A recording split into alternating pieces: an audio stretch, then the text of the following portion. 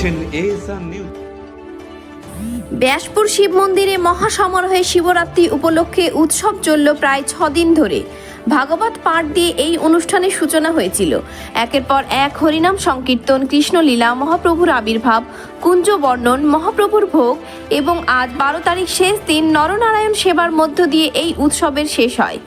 প্রতিবারের থেকে অনেক বেশি, প্রায় 10,000 ভক্তের সমাগম হয়েছিল এবার।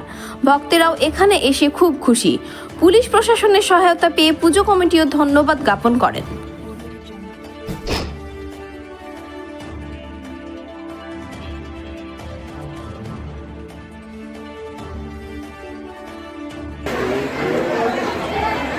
এই অনুষ্ঠান সূচি আয়োজন করা হয়েছিল সুস্থভাবে প্রসাদ গ্রহণ করার।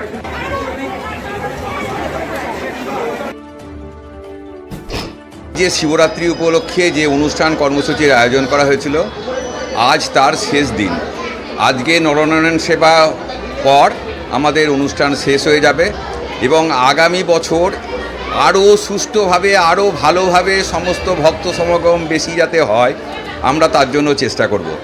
আজ আমরা চাই যে সমস্ত ভক্ত এসে প্রসাদ গ্রহণ করুক এবং ভালোভাবে এটাকে অনুষ্ঠানটাকে শেষ করার সুযোগ করে দিক।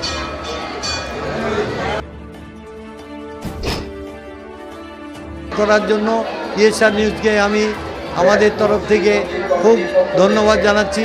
আর পুলিশ প্রশাসন থেকে আমরা খুব সহায়তা পাচ্ছি, যে সহায়তা এর আগে আমরা কখনো পাইনি, এবারে তার চাইতে বেশি পাচ্ছি। হ্যাঁ, এবং তারা সব রকমের সহায়তা করছেন। অন্যান্যবারের চাইতে এবারে আরও ভালোভাবে করার চেষ্টা করছে।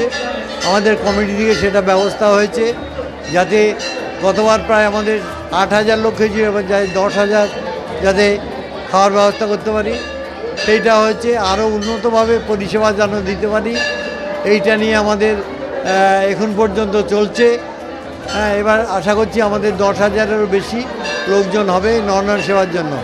আর নরনারায়ণ সেবাই হচ্ছে আমাদের শেষ উৎসবের শেষ দিন।